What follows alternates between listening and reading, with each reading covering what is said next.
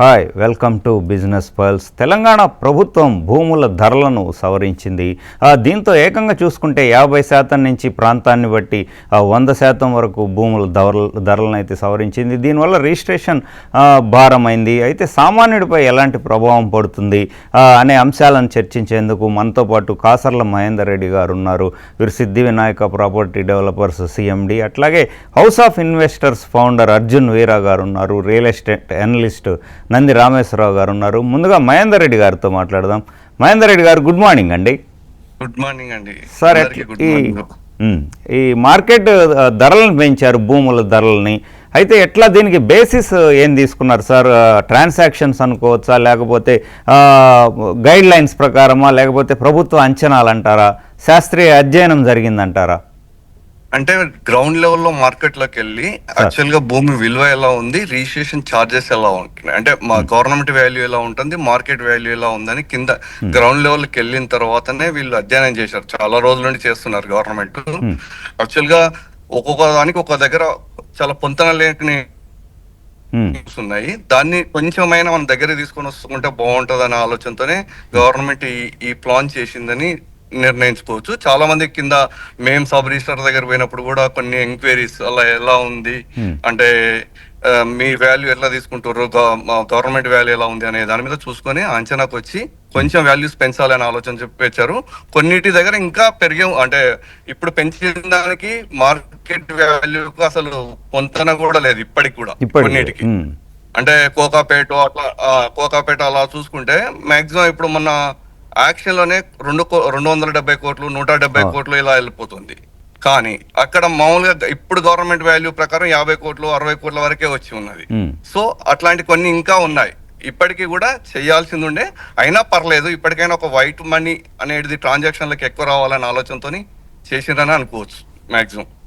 Right sir, మళ్ళీ contact చేస్తాం. ఇంతలో రామేశ్వరరావు గారు, భూముల పెంపు వెనుక అసలు ప్రభుత్వ ఉద్దేశం ఏంటి? వాస్తవాలని రిఫ్లెక్ట్ చేయడం అంటారా, లేకపోతే ఆదాయం పెంచుకోవడానికి అంటారా?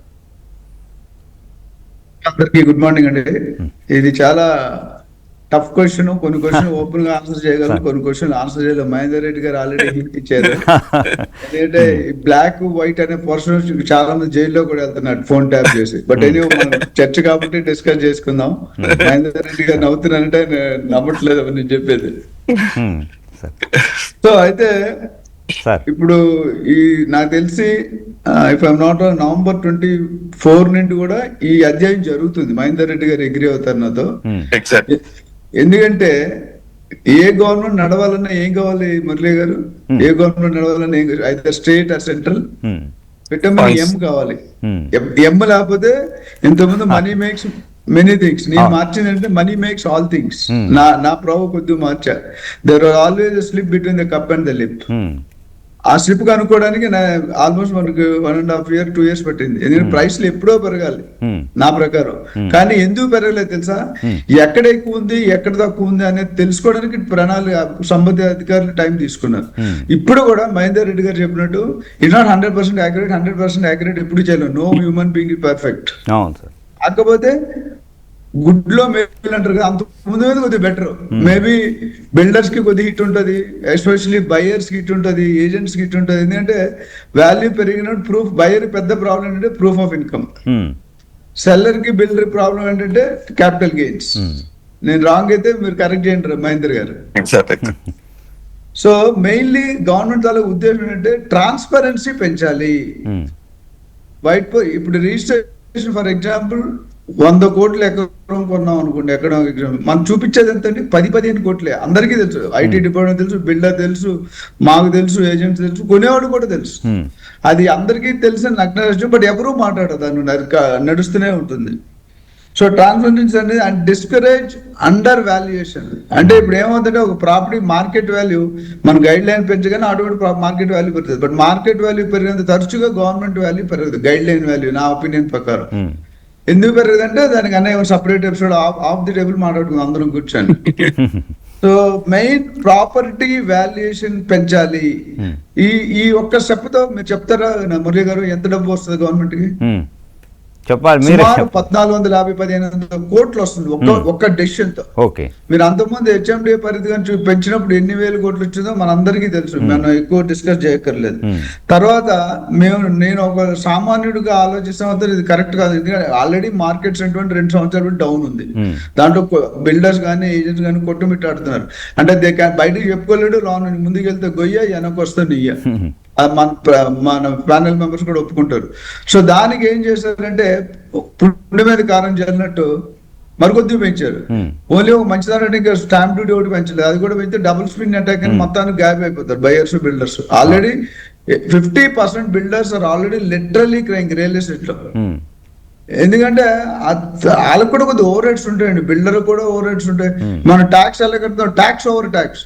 మనం మొత్తం ఒక ట్రాన్సాక్షన్ లో ల్యాండ్ కొనుక్కున్నాడు రిజిస్ట్రేషన్ డ్యూటీ కడతాం, దాని తర్వాత లేఅవుట్ వేసినప్పుడు పర్మిషన్ కడతాం, దాని తర్వాత బయ్యర్ కంపెనీ పర్మిషన్ కడతాం, మళ్ళీ బయ్యర్ హౌస్ అంటే నాకు తెలిసి గవర్నమెంట్ లో చూసుకుంటే ఓవరాల్ అందరికి ఒక బిల్డర్, ఒక ఏజెంట్, ఒక ఇన్వెస్టర్, ఒక బయ్యర్ ఉంటే ఎవరికి ఎక్కువ లాభం వస్తుంది చెప్పండి మురళి గారు? బిల్డర్ గా బయ్యర్ గా? గవర్నమెంట్ కి వస్తుంది లాభం. గవర్నమెంట్ ట్యాక్స్ ఆన్ ట్యాక్స్ 30%, 18% అంత ఈజీ కాదండి. అండ్ మెయిన్ గా దీని ఉద్దేశం ఏంటంటే గవర్నమెంట్ రెవెన్యూ జనరేషన్ పెంచుకోవాలి. సామాన్యుడు ఎలాగున్నా లేకపోయినా అనవసరం మనకు అంటే కొన్ని విధాల్లో సీఎం కానీ పిఎం కానీ ఛాలెంజెస్ ఉంటాయి. సిఇఓ సీట్ లోనే ఎండి సీట్లు పొడిగే వాళ్ళు ఉంటారు, తిట్టే ఉంటారు. సో ఇక్కడ ఏంటంటే రెండూ జరుగుతున్నాయి. సో గవర్నమెంట్ రెవెన్యూ జనరేట్ చేయడం తప్పులేదు, బట్ సామాన్యుడు సొంత ఇంటి గల అలాగే ఉండిపోతుందా, అలాగే నెరవేరుకుని ఉంటుందా? కోకాపేటలో వెళ్ళి ఇప్పుడు మనం రాయదుర్గం మన 237 మీరు చూసుకుంటే ఫస్ట్ లో 40 కోట్లు ఉండేది 1918 లో, దాని తర్వాత 23 లో 100.75 కోట్లు, దాని తర్వాత 177 కోట్లు, ఇప్పుడు 237 కోట్లు. నెక్స్ట్ టైం ఆప్షన్ పెడితే 250, ఆ నెక్స్ట్ టైం 300 కోట్లు. ఏంటి ఎక్కడికి వెళ్తున్నాం? Where are we going?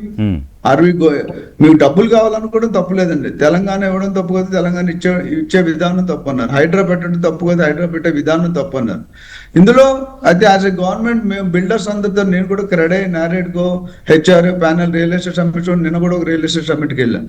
అయితే నేను చెప్పేది అంటే బయ్యర్ని, సామాన్య బయ్యర్ని దృష్టిలో పెట్టుకుంటే they should not increase stamp duty, but they should decrease stamp duty. కొంతమంది బిల్డర్స్ కూడా ఫారం మహేందర్ గారు, అర్జున్ గారు ఒప్పుకుంటారు. They are proposing a proposal to not to increase the stamp but decrease the stamp. Yes. So అది చూసుకుంటే కనుక government అంటే మన సపోర్ట్ అయితే ఎవరు బతకలేరండి. None of us can survive. ఒక పక్క ట్రంప్ గారు యాక్టివిటీస్ చూస్తున్నారు, ఆల్రెడీ లే ఆఫ్స్, జాబ్స్, కొనేవాళ్ళు తగ్గిపోయారు. బంగారు చూసుకుంటే లాస్ట్ ఇయర్ కొనేవాళ్ళు ఉన్నారు, ఈసారి అమ్మేవాళ్ళు ఉన్నారు, ప్రాఫిట్ బుక్ చేసుకుంటారు. ఇవన్నీ దృష్టిలో పెట్టుకుంటే ప్రాసెస్ ఇస్ గుడ్. కొన్ని రోజుల తర్వాత వాల్యుయేషన్ పెరుగుతుంది, బయర్స్ విల్ బి హ్యాపీ. ఇప్పుడు బయర్స్ కొద్దిగా స్టాప్ గ్యాప్ అరేంజ్మెంట్ లో buyers are not happy, sellers will be definitely happy. Builder 50-50 అండి, కొద్దిగా అటు కొద్ది వాళ్ళు కూడా కొద్దిగా పాస్ ఆన్ చేయాలి, they cannot give the whole shift. Right sir. Arjun Veera గారు, ఇప్పుడు సార్ చెప్పినట్టు స్టాంప్ డ్యూటీ అదేమి చేయలేదు, అట్లాగే రిజిస్ట్రేషన్ ఛార్జెస్ కూడా పెంచలేదు, కానీ భూముల విలువ పెంచడంతో కొంత రిజిస్ట్రేషన్ ఛార్జెస్ ఆటోమేటిక్ పెరుగుతాయి. ఇది భారం సామాన్యుడి మీద ఎంతవరకు ఇంపాక్ట్ ఉండే అవకాశం? Correct sir. Actually if you see general గా మన ఎనీ అపార్ట్మెంట్ పర్చేస్ చేస్తున్నాము అంటేనే ఒక ₹1,00,00,000 అపార్ట్మెంట్ కి 5% జిఎస్టీ వెళ్తుంది, 7.5% రిజిస్ట్రేషన్ వెళ్తుంది, అంటే 12.5% వెళ్తుంది సార్. అంటే కోటికి 12.5 లక్షలు స్ట్రైట్ గా గవర్నమెంట్ కి వెళ్ళిపోతుంది. If somebody is buying everything in loan లో కొనే వాళ్ళందరికీ తప్పదు ఇవన్నీ.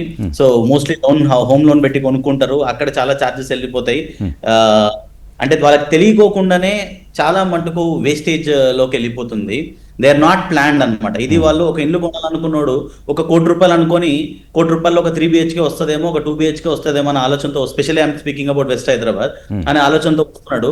వచ్చిన తర్వాత వాళ్ళకి తెలియకుండా ఓవర్ హెడ్ ఛార్జెస్, ఈ 5% జిఎస్టీ, 7.5% రిజిస్ట్రేషన్ వాల్యూ, అట్లీస్ట్ ఒక 15-20% ఇంటీరియర్స్ లేని కానీ జరగదు. ఈ లోన్ ప్రాసెస్ ఇవన్నీ జరిగే లోపల ఇంట్రెస్ట్ ఇవన్నీ హీస్ ల్యాండింగ్ సమ్వేర్ 1.3, 1.4 లో పడిపోతున్నాడు. సో ఇవన్నీ కొంచెం ఎక్కువనే. అండ్ ఒక 2 crores ఫ్లాట్ అయితే 25 lakhs స్ట్రైట్ అవే గవర్నమెంట్ కి వెళ్ళిపోతున్నట్టు. సో ఇది తెలుసుకొని ఇట్స్ రియల్లీ డైజెస్ట్ చేసుకోవడానికి కష్టమైన విషయం for an ordinary or any first time home buyers వీళ్ళందరికీ కూడా. అట్ ద సేమ్ టైమ్ చాలా మంది ఒక 2.5 3 CR 5 CR పెట్టే కెపాసిటీ ఉండే వాళ్ళు they are also preferring Dubai. ఎందుకు ప్రిఫర్ చేస్తున్నారంటే అక్కడ ఇవన్నీ they are avoiding come tax free అనగానే అక్కడ వాళ్ళకి అడ్వాంటేజ్ అయిపోతుంది. సో ఇలా వెస్ట్ హైదరాబాద్ కి ఇలాంటి ఒక అడ్వాంటేజ్, అంటే డిసడ్వాంటేజ్ అని కూడా మనం చెప్పొచ్చు. అండ్ ఇంకొక అడ్వాంటేజ్ ఏంటంటే ఇప్పుడు if you see builder is taking 9,000 to 12,000 అలా మనకి ఇక్కడ పర్ సేఫ్టీ ప్రైస్ ఉంటే ల్యాండ్ యూనిట్స్ అవ్వచ్చు, ఇన్వెస్టర్స్ యూనిట్స్, ఈ మాట మాట్లాడొచ్చో లేదో, ఎందుకు దీని గురించి ఎక్కువ మాట్లాడడం. ఓకే, సో జనరల్ ఇక్కడ రిజిస్ట్రేషన్ వాల్యూ పప్పల కూడా అవ్వచ్చు, లేకుంటే any location registration values 2,200 per square yard or 4,000 4,500 Kokapet లాంటి location. There is a huge gap అండి. సో ఇక్కడ కూడా మేబీ గవర్నమెంట్ ఆ డిఫరెన్స్ బ్లాక్ ని వైట్ ని మ్యాచ్ చేయడం కోసం they have taken few steps అనొచ్చు towards any other location farm. అంటే అగ్రికల్చరల్ ల్యాండ్స్ కూడా వాల్యుయేషన్ పెంచడం, దాని ఇంటెన్షన్ వల్ల కొంతవరకు వైట్ పేమెంట్స్ ఇంక్రీజ్ చేయడానికి this is one way, it's a good option. But luckily they haven't increase the registration price or stamp duty price. అది పెంచితే చాలా యాక్చువల్ తగ్గియాలి. ఇందాక సార్ అన్నట్టు చాలా క్లియర్ గా మల్టిపుల్ టాక్సేషన్ లో బిల్డర్ పడుతున్నాడు, మల్టిపుల్ లేయర్స్ లో పేమెంట్స్ జరుగుతున్నాయి. నిన్న ఒక డిస్కషన్ లో కూడా ఫైర్ ట్యాక్స్ కడుతున్నారు, ఎయిర్పోర్ట్ అన్ని చాలా రోడ్ ట్యాక్సెస్ అన్ని మనం పే చేస్తున్నారు. బట్ రియాలిటీలో ఎన్ని fire stations near by build చేస్తున్నారు, ఇప్పుడు వచ్చే పాపులేషన్ అవ్వచ్చు, డెన్సిటీ ఆఫ్ అపార్ట్మెంట్స్ అవ్వచ్చు, దీనివల్ల ఇన్ఫ్రాస్ట్రక్చర్ ఎంత పెంచాలి, రోడ్స్ మాత్రం పెరగట్లేదు అంత ఫాస్ట్ గా. Okay, but lot of fund is going to the government. ఎంతో కొంత దీన్ని చేయగలిగితే క్లయింట్ అవ్వచ్చు, బిల్డర్ అవ్వచ్చు, hill be more happy. Right అండి. మహేందర్ రెడ్డి గారు, major contribution, 1 point, real estate major contribution for any government. But అలా కాంట్రిబ్యూట్ చేసే రియల్ ఎస్టేట్ కి government also should be ప్యారలీ contributing for the client and the builder. Right అండి. మహేందర్ రెడ్డి గారు, ఇప్పుడు చూసుకుంటే RRR అవతల కావచ్చు జిల్లాల్లో ఎంత మేర పెరిగాయి భూముల విలువలు, అట్లాగే దీని ఇంపాక్ట్ ఏమన్నా ఉండబోయే అవకాశం ఉందా? ఇట్లా ఎగ్జాక్ట్ అండి. యాక్చువల్ గా మన భారతదేశంలో అంటే వ్యవసాయం తర్వాత రియల్ ఎస్టేట్ మీదనే ఎక్కువ ఆధారపడిన, అంటే జాబ్స్ కానీ ఏదైనా రియల్ ఎస్టేట్ మీదనే ఉంటారు. అట్లాంటి రియల్ ఎస్టేట్ ఇప్పుడు సడన్ గా యాక్చువల్ గా 2 years నుండి స్తబ్దతగా ఉండడం నిజం. అది ఎవరు ఏమన్నా కనుక్కున్నది రియాలిటీ. సో ఇప్పుడు మళ్ళీ రిజిస్ట్రేషన్ ఛార్జెస్ పెంచినప్పుడు, అంటే వాల్యూ పెంచినప్పుడు కనీసం స్టాంప్ డ్యూటీ కొంచెమైనా తగ్గిస్తే ఆ కంపెన్సేషన్ లాగా వస్తుండే, అంటే కొంచెం పెంచుకొని సరిపోతుండే. సో ఇప్పుడు డిస్ట్రిక్ట్ అంటే RRR అవతల కూడా మామూలుగా 2,000 పర్ యాడ్ ఉన్నదాన్ని 3,000 దాకా చేసుకుంటూ వచ్చారు. సో సరే, పెంచిండ్రు, వాల్యూ పెంచింది మంచిదే, కానీ స్టాంప్ డ్యూటీ తగ్గియడం కొంచెం బెటర్ అవుతుండే. అంటే ప్రజెంట్ గా చాలా మంది మిడిల్ క్లాస్ పీపుల్స్, ఇప్పుడు నేను మాట్లాడే కన్స్ట్రక్షన్ గురించి కాదు, 90% వాల్యూ కొంచెం సెట్ అవుతుంది, కానీ ఓపెన్ ప్లాట్స్ దగ్గర ఇబ్బంది. మిడిల్ క్లాస్ ప్లాట్ కొనాలి కూడా ఇబ్బంది స్టేజ్ కి వచ్చిండు. ఎందుకు అంటే ఆయన దగ్గర యాక్చువల్ గా ఇప్పుడు ఒక ల్యాండ్ తీసుకొని ల్యాండ్ నుండి రిజిస్ట్రేషన్ ఎండ్ యూజర్ అంటే కస్టమర్ కు రిజిస్ట్రేషన్ వచ్చేసరికి ఎన్ని రకాల చార్జెస్ అవుతున్నాయి ఈ కస్టమర్ కు అంటే, ఫస్ట్ నాలా కన్వర్షన్ చేస్తాం, after that HMDR DTCP permission పోయి దానికి ఫీజు కడతాం, after that local body fee కడతాం, ఆఫ్టర్ దట్ మళ్ళీ రిజిస్ట్రేషన్ చార్జెస్, కస్టమర్ రిజిస్ట్రేషన్ చేసినప్పుడు మళ్ళీ రిజిస్ట్రేషన్ చార్జెస్ కడతాం. ఇలాంటి చార్జెస్ అన్ని కస్టమర్ కే పడుతున్నాయి టోటల్ గా వచ్చేసి. సో దీని వల్ల వాల్యూ అనేది ఎప్పుడు అంటే ల్యాండ్ వాల్యూ పెంచింది మంచిదే, కానీ స్టాంప్ డ్యూటీ అనేది తగ్గించుకుంటూ వస్తే దాని వల్ల కస్టమర్ కి మంచిగా ఉంటుంటే. ఇప్పుడు ORR to RRR వరకు HMDA చేసేసారు. ఆ HMDA లిమిట్స్ లో ఫీజులు ఒక లేఅవుట్ వేయాలంటే HMDA ఫీజు చాలా ఎక్కువ ఉంటది యాక్చువల్ గా. సో దాని వల్ల కస్టమర్ కి ఎక్కువ బర్డెన్ అవుతుంది. దానిలో ఎంతో కొంత ఈ స్టాంప్ డ్యూటీ కనుక తగ్గించుకుంటూ వస్తే ఇంకా కస్టమర్లకు అంటే ఇప్పుడు పెంచిన దాన్ని కూడా బర్డెన్ కాకుండా చూసుకునే ఛాన్సెస్ ఉంటాయి. సో ఇప్పుడు కస్టమర్లు అయితే కొంచెం పెంచినందుకు కొన్ని రోజులు ఆగాల్సి వస్తుందేమో, ఆగుతారు మెంటల్ గా, కానీ పెంచింది మంచిదే. వైట్ అంటే వాల్యూ పెంచడం మంచిదే, కానీ ఈ స్టాంప్ డ్యూటీ కొంచెం తగ్గించుకుంటే చాలా మంచిగా ఉంటుండే అనే ఆలోచన అంతే. ట్రాన్స్పరెన్సీ పెరగడానికి మంచిది. వైట్ ఇది వాల్యూ పెంచడం కరెక్ట్, ఎందుకంటే మార్కెట్ లో తేడా ఉంది కాబట్టి. సో స్టాంప్ డ్యూటీ అనేది తగ్గించుకుంటూ వస్తే ఆ ఆప్షన్ తగ్గిస్తుంది. నెక్స్ట్ HMDA ఫీజులు కూడా చాలా ఎక్కువ ఉన్నాయి యాక్చువల్ గా. ఆ ఫీజులు కూడా దాంట్లో ఏదైనా ఒక కన్సిడర్ చేసుకొని చేస్తే ఇంకా మార్కెట్ లకు మంచిగా వెళ్ళగలుగుతారు. అంటే గవర్నమెంట్ కూడా ఎండ్ ఆఫ్ ద డే ఏమి చేసినా ఏ గవర్నమెంట్ అయినా వాల్యూ ఎంత వస్తుందనే చూస్తుంది. అంటే ఇయర్లీ ఎంత ఇన్కమ్ వస్తుంది రియల్ ఎస్టేట్ మీద ఉంటది, అది కామన్. సో దాన్ని మనం తగ్గించుకుంటా చేసినా దాన్ని చేసుకోవచ్చు, ఆ వాల్యూ తెచ్చుకోవచ్చు మెయిన్. అయితే స్టాంప్ డ్యూటీ తగ్గించి ఇతర ఛార్జెస్ తగ్గిమని మీరు బిల్డర్స్ కావచ్చు, డెవలపర్స్ ఏమన్నా ప్రభుత్వానికి రిప్రజెంట్ చేసే అవకాశం ఉందా? ఆల్రెడీ చాలా మంది ఇప్పుడు డిస్కస్ చేస్తున్నారు. ఇది దాదాపుగా సీఎం గారి దగ్గర దాకా పోతుందని ఎక్స్పెక్ట్ చేస్తున్నాము. పొంగులేటి శ్రీనివాస్ రెడ్డి గారి దగ్గర దాకా మాక్సిమం ఈ రిప్రజెంటేటివ్ చేస్తేనే చాలా, అంటే కొంచెమైనా తగ్గించుకుంటే ఇంకొంచెం కస్టమర్లకు ఈజీ అవుతుందని అంతే. Right right. రామేశ్వరరావు గారు సార్, మంత్రులు చెప్పడం ఏంటంటే మేము చాలా అధ్యయనం చేసాము, దీనికి శాస్త్రీయంగా చాలా అంచనాలు చేసాము, అధ్యయనం చేసే సైంటిఫిక్ మెథడ్ అన్నారు. సో కానీ కొన్ని డెవలప్డ్ ఏరియాస్, కొంచెం అండర్ డెవలప్డ్ ఏరియాస్ మధ్య కూడా పెంపు దాదాపు ఈక్వల్గా ఉంది. ఇది ఎట్లా మధ్యతరగతికి ఏమన్నా భారం అవుతుంది ఎట్లా అంటే? మధ్యతరగతి డెఫినెట్ గా భారం ఉంటుందండి. ఎందుకంటే ఆల్రెడీ కొంటున్నాం మనం. అయితే ఒక గుడ్ థింగ్ అంటే మనం 237 కోట్లకి వెళ్ళిన ఎంటైర్ ఇండియాలో హైదరాబాద్ స్టిల్ చీపర్. ఇందులో గవర్నమెంట్ కనుక మీరు చెన్నై పోతే పోయిస్ గార్డెన్ బోట్స్ క్లబ్, బెంగళూరు పోతే ఇందిరానగర్ ఎంజీ రోడ్, బాంబే పోతే నరీమన్ పాయింట్, ఢిల్లీలో పోతే కొలాబా, రకరకాల ప్లేసుల్లో ఉన్న రేట్లకి మనది ఇప్పటికి కూడా highest rate. But per square feet rate చూసినా మనం తక్కువ ఉంది. ఇక పైన పెంచకూడదు, ఇటు పైన పెంచితే డెఫినెట్ గా the sales will slow down, post phone చేసుకునే అవకాశం ఉంది. ఇప్పుడు ఇందా మహేందర్ గారు చెప్పినట్టు దే మే పోస్ట్ పోన్. ఎందుకంటే ఈఎంఐ బర్డన్స్ ఎక్కువైపోతాయి. ఇప్పుడు 2 కోట్లు కొనేది 3 కోట్లు కొనాలంటే ఎట్లా అంటే, ఇప్పుడు నాకు తెలిసి with in the city 25 to 100% పెరిగాయి, డిపెండింగ్ ఆన్ ది డిఫరెన్సెస్. అంటే వ్యత్యాసం, what is the difference between guide line value and registration value. So దేశంలో పెట్రోల్ రేట్ పెరిగితే మనం వారం రోజులు సైకిల్ తొక్కుతాం, చైర్మన్ కూడా సైకిల్ తొక్కుతాం, నేను సైకిల్ తొక్కుతాం. కానీ ఆ వారం రోజులు అయితే రెడ్డి గారు వచ్చారు అనొచ్చలేదు, కుక్క దాకా లాగినంతసేపు తిన్నా ఉంటది, లేకపోతే స్ట్రైట్ బెండ్ అయిపోతుంది. అట్లానే రెడ్డి గారు వచ్చారు మొదలు పెట్టిన సామెత ఉంది సార్, మీరు ఫీల్ అవ్వకూడదు, జస్ట్ అర్థం కాదని చెప్తాను. అయితే ఇక్కడ ఏమైందంటే ఇప్పుడిప్పుడే కోలుకుంటారు, అంటే ఐసీయూ నుండి బయటకు వచ్చారు, ఇంకా వార్డ్ నుండి బయటకు రాలే. సో ఇప్పుడు ఐసీయూ మళ్ళీ return sending them back to ICU అన్నట్టు నాకు అనిపిస్తుంది అది రియల్ ఎస్టేట్ అనలిస్ట్ గా. ఒకటి intention is very good, I'm not blaming any CM are PM, intention is very good. But సామాన్యులు ఎంతవరకు దాన్ని భరిస్తారు? ఇప్పుడు ఏమవుతుంది, ఈఎంఐలు కట్టలే, ఆల్రెడీ బ్యాంక్ రేట్లు మనకు తెలిసి ఎంత వస్తుంది, 9.5% వస్తుంది. ఒకప్పుడు 14-15, అందులో it's a good thing, bank వాళ్ళు తగ్గించారు. బట్ అదే సామాన్యుడిగా సొంత ఇంటికి నెరవేరాలంటే నేను జనరల్ చెప్పిన ప్రతి మనిషికి కూడా సిటీలో కొనుక్కునే పరిస్థితి, కోకాపేట అన్ని అసలు ఆలోచన, you cannot even dare to think. ఇప్పుడు ఎవరైనా వెళ్తే 2 టైర్కి వెళ్ళిపోవాలి. ఇప్పుడు షాద్ నగర్ ఈ రోజు అవుట్ ఆఫ్ ది సిటీ అంటున్నా, 50-55 కిలోమీటర్లు ఫ్రమ్ హైదరాబాద్. నేను చెప్పే స్టాండర్డ్ ఏంటంటే ఇప్పటి దూరం రేపటి నగరం. సో ప్రజలు ఎవరైతే మిడిల్ డబ్బులు ఎవరైతే పెట్టుకోలేరో వాళ్ళు ఆలోచన విధానం మార్చుకోవాలి. ఒకప్పుడు కుక్కటిపల్లిలో 500, 2000, 1000 రూపాయలు పెడితే అప్పుడు కొనలేదు 35 years బ్యాక్. ఇక్కడ ఎవరు జంగుల్ ఉంది, యూనిట్స్ ఆఫ్ పెన్. అట్లానే మన కుషాయి కూడా ఒకప్పుడు తెల్లాపూర్ ఎవరికి తెలుసు, మీకు తెలుసు, నాకు తెలుసు, పోచారు ఎవరికి తెలుసు. సో ఈ రోజు 30-40 kilometer almost within the city. So next వచ్చే సంగారెడ్డి, ఉప్పల్, బోడుప్పల్, తర్వాత మన షాద్ నగర్, బూర్గుల, ఈ బాలానగర్, అప్పుడు already north, east, west, south లో 100 పైన కిలోమీటర్ వెంచర్స్ వచ్చేసి 100 నుండి 150 కిలోమీటర్లు డెవలప్మెంట్. వెస్ట్ జోన్ మీద జరిగినంత ఫోకస్ గత గవర్నమెంట్ జరగలేదు. ఇప్పుడు ఒక మంచి పాయింట్ ఏంటంటే రేవంత్ రెడ్డి గారు is trying to cover the whole state.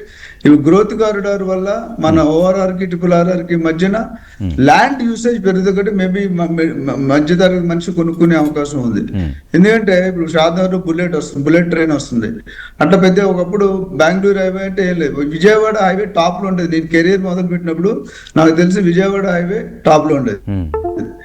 కానీ ఇప్పుడు విజయవాడ కంప్లీట్ ఆపోజిట్ సైడ్ అయిపోయింది. Because the government is focus one particular zone that really entire NRIs and rest of the Telangana are looking at Hyderabad as a global real estate destiny. So ఇప్పుడు ఏ party ఉన్నా ఈరోజు కొద్ది government support ఇస్తే we're going to rock in next 10 years. Hyderabad, నేను మన CREDAI meeting లో చెప్పాను, Hyderabad is going to rock in next 10 years irrespective of any party. Only we require little support from the government. ఎందుకంటే బడ్జెట్ హౌసింగ్ అనేది ఇప్పుడు 3 కోట్లు 2 కోట్లు ఇప్పుడు కోకాపేట లో చూసుకుంటే 10,000 నుండి 20,000 పర్ స్క్వేర్ ఫీట్ కోట్ చేస్తున్నారు. కనీసం 2,000 square feet 3 bedroom 1,500 square feet తక్కువ రాదు, మరి అగ్గిపెట్టి డబ్బాల్లో ఉంటాయి. సో 1,500 2,000 స్క్వేర్ ఫీట్ కావాలంటే 10,000 అంటే 2 కోట్లు అండి. ఎంత మందికి మన యావరేజ్ సగటు సాలరీ ఎంత ఉంటుంది? 50,000 కంటే 50-60,000 కంటే ఎక్కువ ఉంటుంది సగటు ఒక జీతగాడు. I'm not talking about Mahender Reddy business, Mahender గారి బిజినెస్ మ్యాన్, ఐటీ పీపుల్ అంటే మీకు చిన్న అనాలిసిస్, దాదాపు 55-56 లక్షలు ఉన్నారండి ఇండియాలో. అందులో 12 లక్షలు దేర్ ఫ్రమ్ హైదరాబాద్, 12 లక్షలు ఫ్రమ్ బెంగళూరు. ఈ 12 లక్షల 5,000లో ఈస్ట్ నుండి వెస్ట్ కి 33% ట్రావెల్ చేస్తున్నారు. ఆ జోన్ కూడా ఈక్వల్ డెవలప్ అయితే కనుక అంత ఫ్లో తగ్గిపోతుంది. ఎందుకంటే ఐటీలో ఇప్పుడు ట్రంప్ గారు చేసుకున్న పెద్దలాట వల్ల జాబ్స్ పోతున్నాయి. జో బైడెన్ గారు 4 సంవత్సరాలు సైన్ చేసిన ఈవోలు ఈయన 1 సంవత్సరంలో చేసి పడేశాడు. అవన్నీ actually 150 years birth tourism history మాట్లాడి ఏమంటే బాలకృష్ణ గారు హిస్టరీ రిపీట్స్. ఒకసారి అర్జున్ గారితో ఒకసారి మాట్లాడుదాం సార్. ఇప్పుడు మహేందర్ రెడ్డి గారు చెప్పినట్టు వెయిట్ అండ్ వాచ్ మోడ్లోకి బయర్స్ వెళ్ళే పరిస్థితి ఉంది. ఇన్వెస్టర్స్ ఎట్లా ఉంటుంది అంటారు? ఇన్వెస్టర్స్ కోకాపేట్, మోకిలా కావచ్చు, లేకపోతే జీసీసీస్ రాబోతున్నాయి, వీళ్ళు కూడా వెయిట్ అండ్ వాచ్ మోడ్లోకి ఏమన్నా వెళ్ళే అవకాశం ఉందా? అలా ఏం లేదు sir. Right now the change what అంత ఇంపాక్ట్ అయితే ఏం లేదు. అంటే రిగార్డింగ్ ద ల్యాండ్ చేంజెస్ వల్ల, because however that's one way good advantage.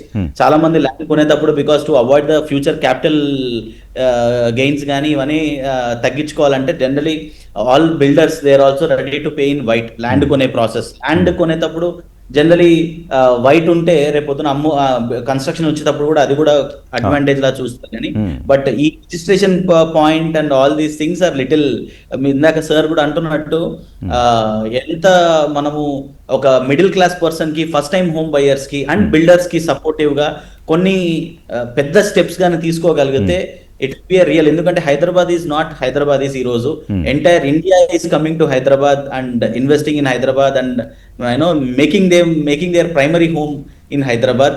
So at the same time builders చాలా కాంట్రిబ్యూట్ చేసి మల్టిపుల్ లెవెల్స్ లో ట్యాక్స్ పే చేసి ఒక బిల్డింగ్ కన్స్ట్రక్ట్ చేస్తున్నారు. ఈ రోజు వాళ్ళు చాలా సఫర్ అవుతున్నారు.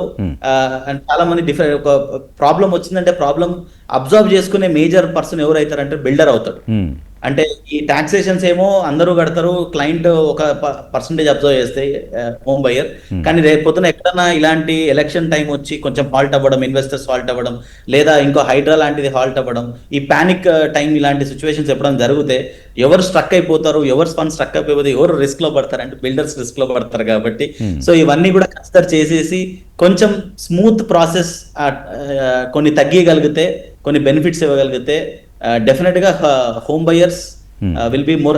ఇందాక very important point, recent job loss అవ్వచ్చు ఏఐ వల్ల, డిఫరెంట్ రీజన్స్ వల్ల.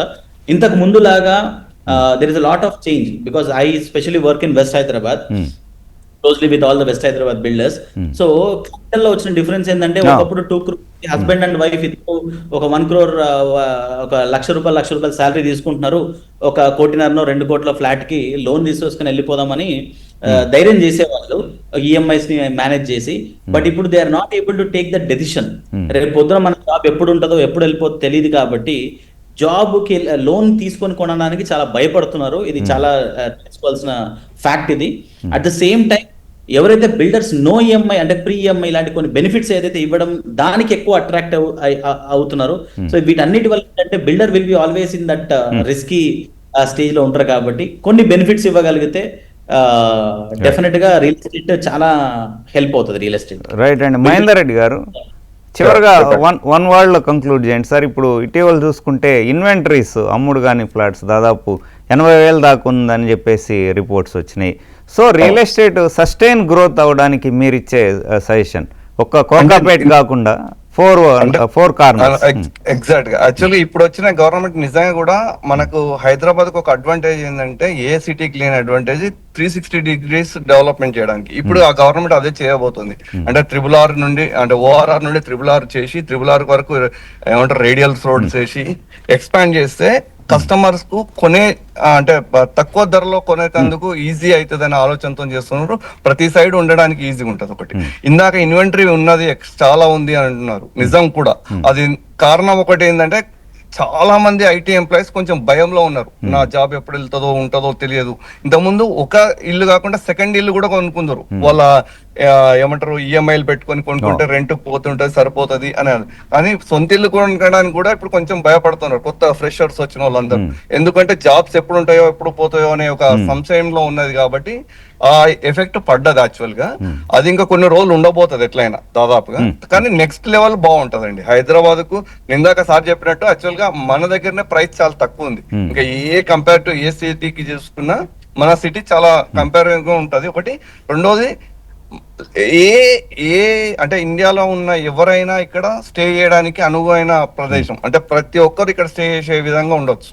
ప్లస్ హైదరాబాద్ లో ఇంకొక అడ్వాంటేజ్ ఏంటంటే 20,000 సాలరీ వాళ్ళు బతకవచ్చు, 2 lakhs సాలరీ వాళ్ళు వచ్చినా కూడా బతకవచ్చు ఆ రేంజ్ లో. సో ఆ అడ్వాంటేజ్ ఉంది కాబట్టి దీన్ని ఇంకొంచెం కరెక్షన్స్ కంప్లీట్ చేసుకుంటే మంచి లెవెల్ కి వెళ్ళిపోవచ్చు ఇంకా. సో దానికి యాక్చువల్లీ ఇప్పుడు ప్రైస్ పెంచిర్రు అనేది అంటే పెంచాలనేది అంటే మన వాల్యూ పెంచడం కరెక్టే, కానీ టైం కరెక్ట్ కాదేమో డౌట్ అంతే. Thank you very much sir. Rameshwar Rao గారు, మహేందర్ రెడ్డి గారు, అర్జున్ వీరా గారు చర్చలో పాల్గొన్నందుకు. ఇది ఇవాల్టి బిజినెస్ పల్స్ ఇంటరాక్షన్. చూస్తూనే ఉండండి HM TV.